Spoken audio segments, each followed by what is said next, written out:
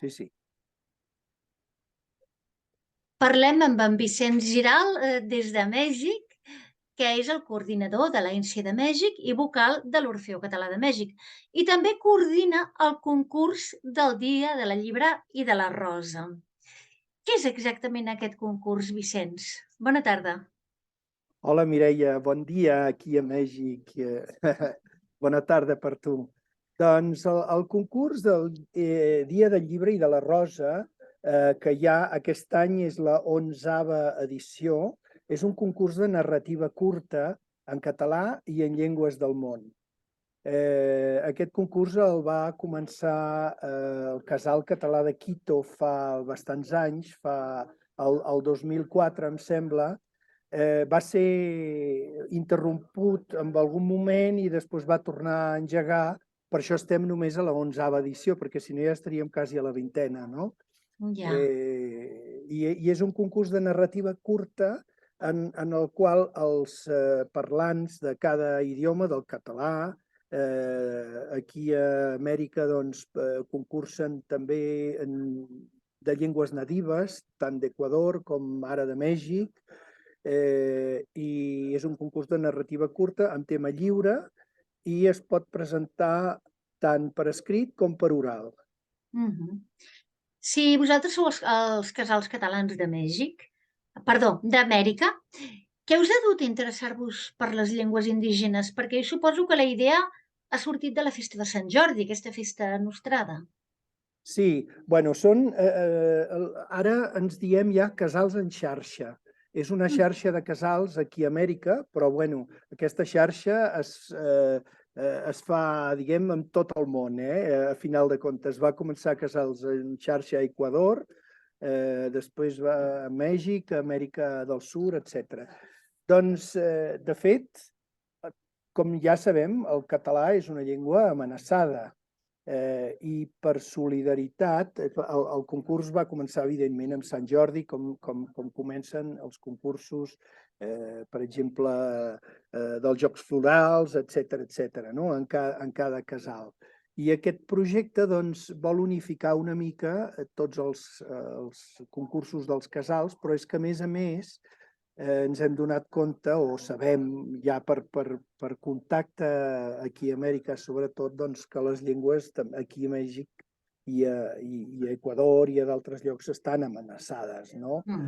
N'hi ha que estan més amenaçades que el català. El català ho està bastant, però hi ha llengües que potser només tenen un o dos parlants. I el dia que s'acabi, ja no... Aquí a Mèxic hi ha una llengua que es diu Quiliua, que potser té dos parlants i ha de ser gent molt gran, no? I el que es morin doncs ja no existirà. A Equador hi ha una llengua que es diu Sàpara i que també té molt pocs parlants, potser en té 50 o alguna cosa així.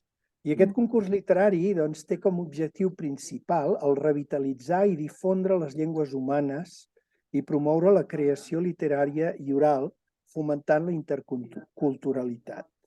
Aquest és l'objectiu. I aclara'm un dubte. Jo tinc entès que a Mèxic, tu vius a Mèxic, tot i ser català, no hi ha cap llengua oficial. En realitat, l'espanyol no ho és. Ai, doncs La ara llengua oficial de Mèxic. en saps més que jo.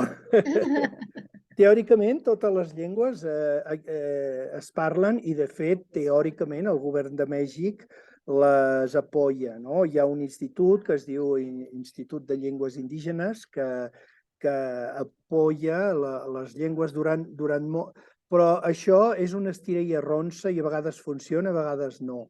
Hi ha hagut polítiques... com a França hi ha hagut aquella famosa política de que he rentat la boca perquè no parles espanyol, per exemple.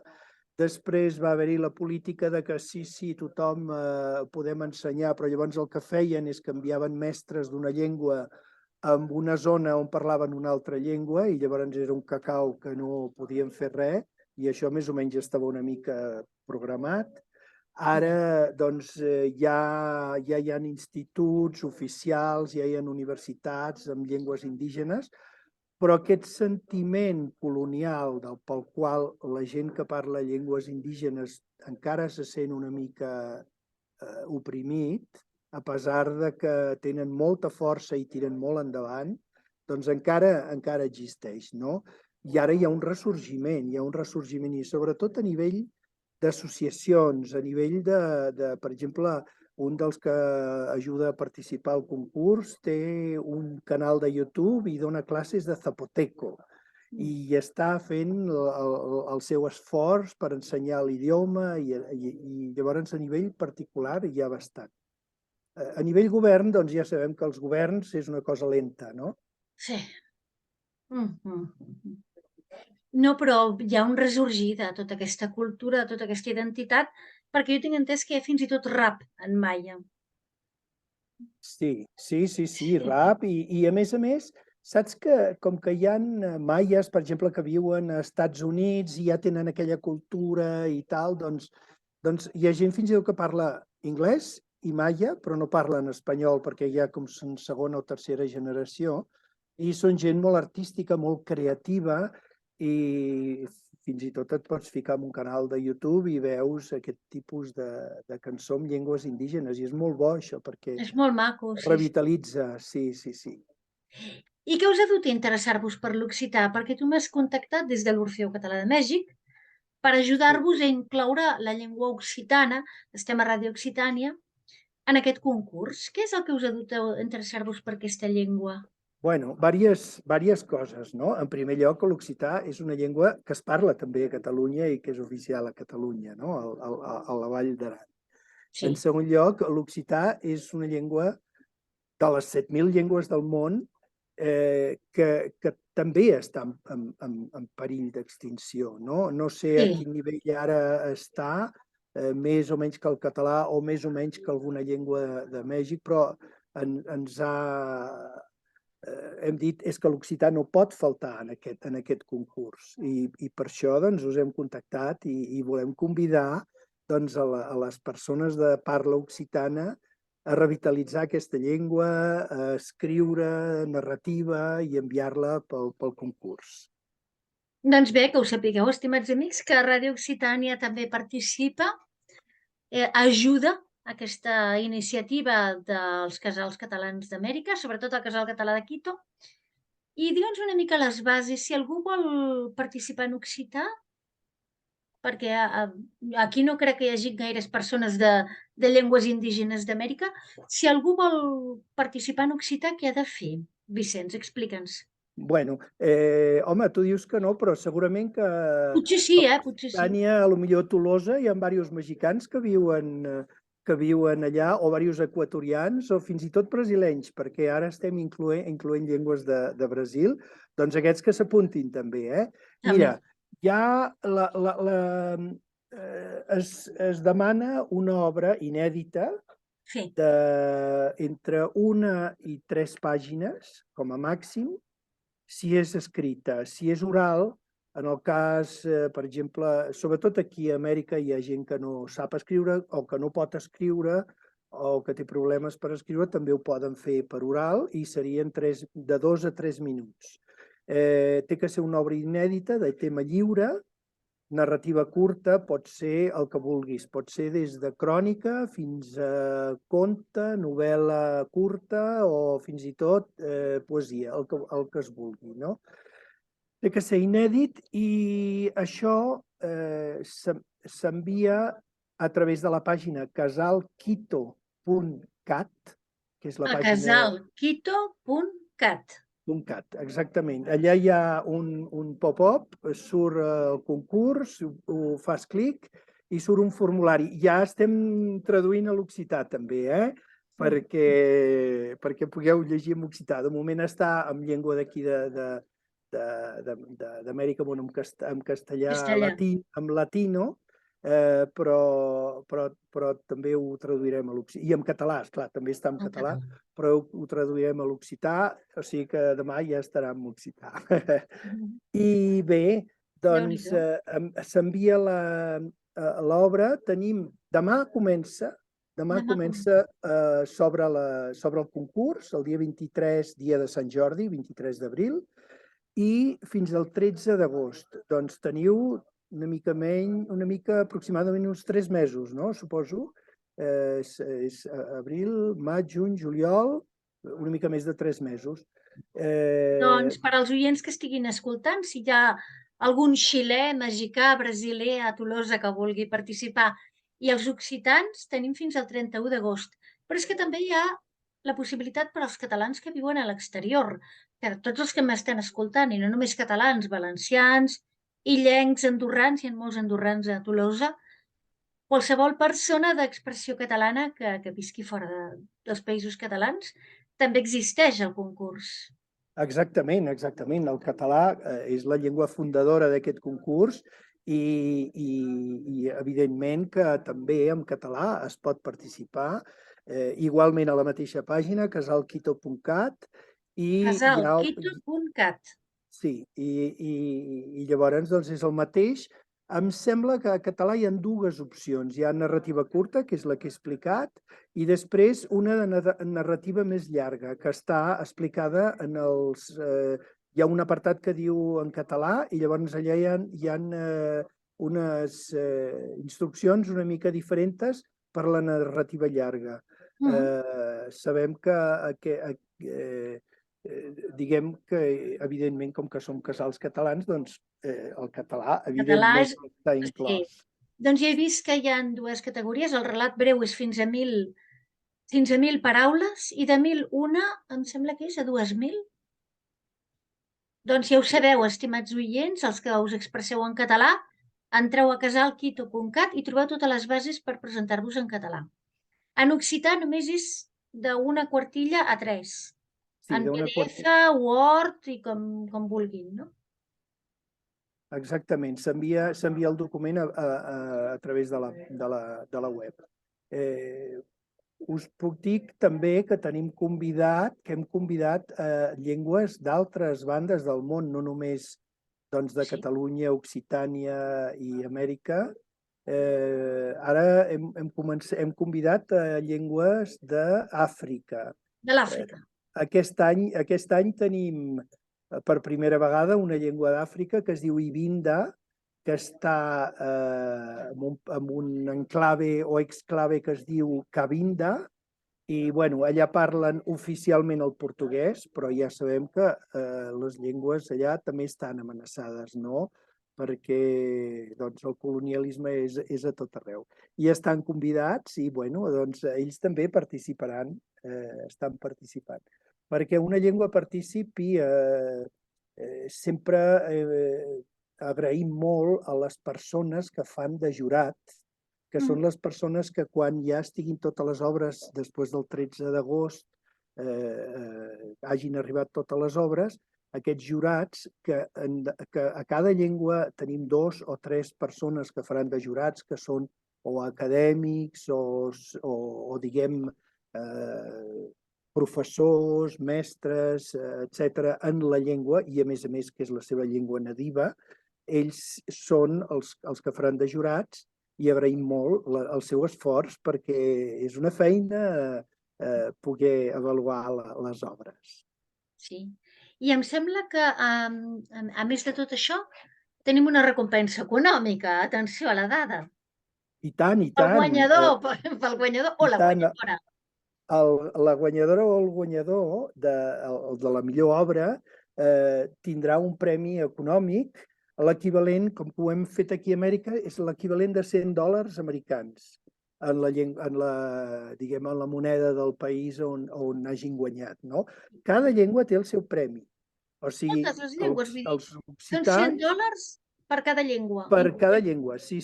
No és que sigui un premi per tots. No.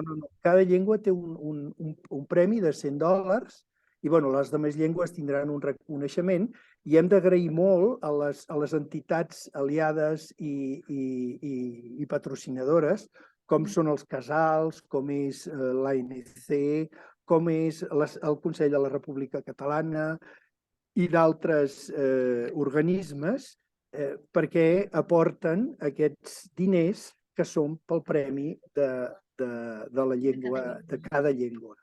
Doncs atenció a la dada. D'aquesta manera fem... Sí.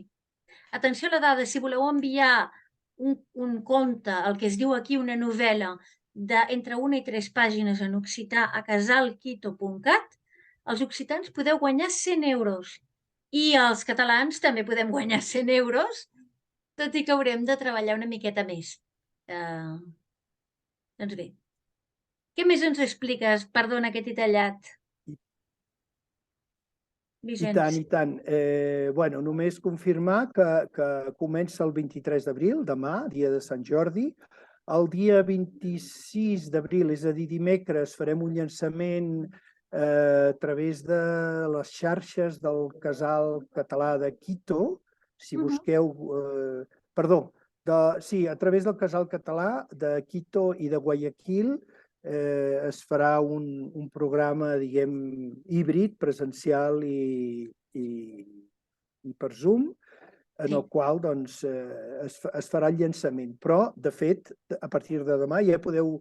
De fet, no sé quina hora és a Occitània ara, però aquí són les 11 del matí. O sigui que falten menys hores per vosaltres per començar a enviar els treballs.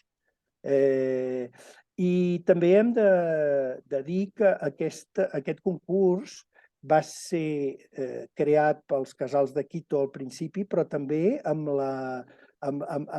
l'auspici de la UNESCO de Quito, amb l'auspici de Pachamama, una associació també d'allà d'Equador, i d'altres associacions. No? Ara ja, com ho he dit, hi ha moltes més, com el Consell de la República Catalana, fins i tot la Generalitat de Catalunya, etc. No? O sigui, cada vegada s'hi van afegint més i d'aquesta manera cada vegada podem convidar més llengües també. I els guanyadors, una vegada estiguin proclamats, quan es proclamarà el guanyador de cada llengua? Tenim un temps després del 13 d'agost i fins al setembre, més o menys, en el qual els jurats doncs, faran la seva feina i al voltant de l'11 de setembre, la Diada de Catalunya, potser no exactament l'11 de setembre, però al voltant d'aquesta data, farem una cerimònia també híbrida, perquè, clar, com que estem a diversos llocs del món, doncs ho hem de fer així. Segurament es centralitzarà a Equador i a Mèxic. A Mèxic la delegació de Catalunya a Mèxic ens apoyarà amb un espai molt bonic que es diu Espai Catalònia i farem una cerimònia i s'entregaran els premis. A partir d'aquí, els guanyadors de cada llengua seran declarats, com l'any passat es va fer, ambaixadors de la llengua. Llavors, al ser ambaixadors de la llengua, hi ha un programa que farem cada 15 dies que es diu Minca per les llengües. Minca és una paraula d'Equador que vol dir treball col·laboratiu. És quan els veïns s'ajunten per fer una casa o quan els veïns s'ajunten per ajudar amb algú a fer un pou en el seu jardí perquè tingui aigua. Això és una minca, quan tots col·laboren amb alguna cosa. Llavors, aquest projecte Minca per les llengües, que és un projecte audiovisual que es retransmitirà a través de YouTube, de Zoom, però també a través de les ràdios col·laboradores, com vosaltres. Com nosaltres, que ho difondrem també tot en directe, si pot ser. I tant, i tant. Ens encantarà que també ho pugueu fer. Participaran els parlants d'una llengua, per exemple, parlaran de la seva llengua, parlaran en la seva llengua. També participaran acadèmics, els patrocinadors. Volem que algú de la UNESCO ens faci un exposat, etc. Llavors, això serà una sèrie de programes que és tot l'any, cada 15 dies, i es podrà veure. Ja us tindrem informats de com va això. D'acord. I, a més, el guanyador de cada llengua haurà de... serà un ambaixador de la llengua i farà... Heu dit que seria com per la comunitat, que farà contacontes, que farà conferències, que farà coses, no? Per promocionar la seva llengua. Exactament. Vull dir, en cada cas, el que vulgui o es pugui fer o acordem que es faci amb aquesta minca, doncs ho anirem fent, perquè la cosa és visibilitzar la llengua, no? Visibilitzar i potenciar les llengües. Llavors, tot treball que es faci serà benvingut per la llengua, per cada una de les llengües, no? Molt bé. Doncs, escolta'm, ens quedarem amb tot això, amb el Minca, amb el treball col·laboratiu. Moltíssimes gràcies, Vicenç Giral. Perdona, m'he Sí, deixat mana'm, una mana'm. cosa. També els treballs es publicaran en un llibre, els guanyadors es publicaran en un llibre i tots els Virtual treballs, o de paper? doncs els dos. Els Ah, dos, que però bé. es vol que sigui de paper també, els guanyadors, i virtual. Hi haurà una base de dades amb amb totes les obres que seran consultables. Genial. Em Sí. pots recordar totes les dates per qui vulgui participar, tant en occità com en d'altres llengües com en català? Totes Com les català dates. i llengües del món. La pàgina és casalquito.cat. Sí, Allà et fiques a la pàgina i directament entres a la pàgina. També hi ha un canal de YouTube que es diu, està en castellà, em sembla, es diu, aviam, espera, no sé si... Es diu Concurso Día del Libro y de la Rosa. Tot junt. tot junt. Està en castellà perquè l'hem fet aquí a Mèxic i li han posat aquest nom.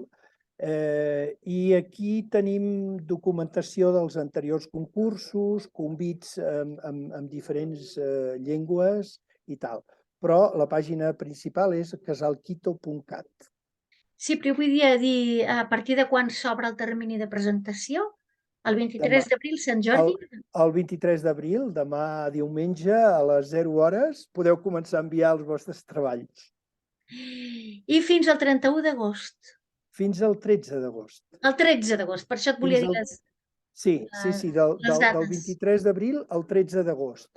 Anirem veient si en algun moment podríem fer una ampliació en el cas de que n'hi hagi algú que digui escolta, em falta un punt i una coma, doncs, bueno, però normalment, o sigui, serà l'any passat, això ho dic perquè l'any passat, o em sembla que fa 2 anys, amb això del Covid van haver-hi temes i llavors es va tenir que extendre una mica, no?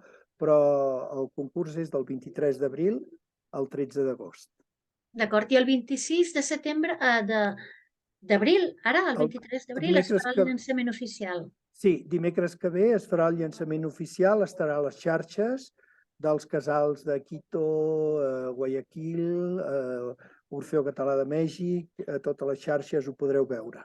I també ho retransmitirem des de la veu dels Països Catalans.